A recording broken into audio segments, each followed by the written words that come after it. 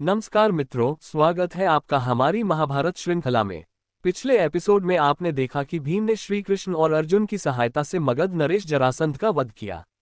जरासंध के वध के बाद अब युधिष्ठिर के लिए एक नई राह खुली, राजसूय यज्ञ की राह।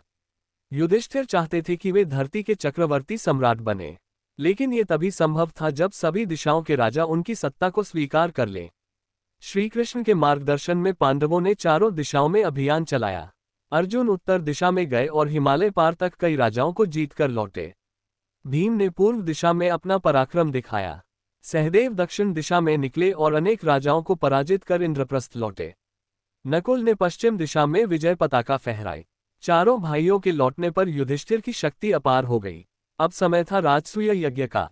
इंद्रप्रस्थ में यज्ञ की तैयारियां होने लगीं। सभी महान ऋषि, पंडित और राजाओं को आमंत्रित किया गया। यह महाभारत काल का सबसे भव्य आयोजन था। हजारों सैनिक, ब्राह्मण और अतिथि इसमें सम्मिलित हुए। यज्ञ शुरू हुआ और फिर आया सबसे महत्वपूर्ण क्षण, अग्रपूजा का।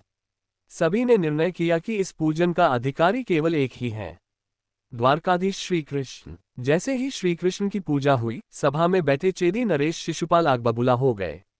उन्होंने जोर जोर से कृष्ण का अपमान करना शुरू किया। उनकी वाणी में विष था। वे कृष्ण को चरवाहा, धोखेबाज और अधम कहकर पुकारने लगे। सभा स्तब्ध थी, परंतु कृष्ण मौन रहे, क्योंकि उन्होंने वचन दिया था कि शिशुपाल के 100 अपराध वे क्षमा करेंगे। लेकिन जब शिशुपाल ने मर्यादा की सारी सीमाएं लंघ दी और 100 अपराध पूरे कर लिए, तो कृष्ण ने सुदर्शन चक्र उठाया। क्षण भर में चक्र शिशुपाल की गर्दन से होकर गुजरा और उसका वध हो गया। सभा में सब लोग स्तब्ध थे। युधिष्ठिर ने इस घटना को ईश्वर की इच्छा मानकर यज्ञ को आगे बढ़ाया। राजसूय यज्ञ भव्यता से पूर्ण हुआ और युधिष्ठिर चक्रवर्ती सम्राट घोषित किए गए।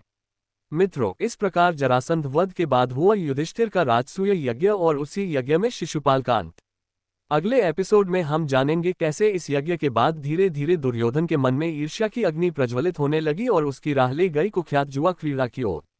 तो बने रहिए हमारे साथ महाभारत की अद्भुत गाथा में।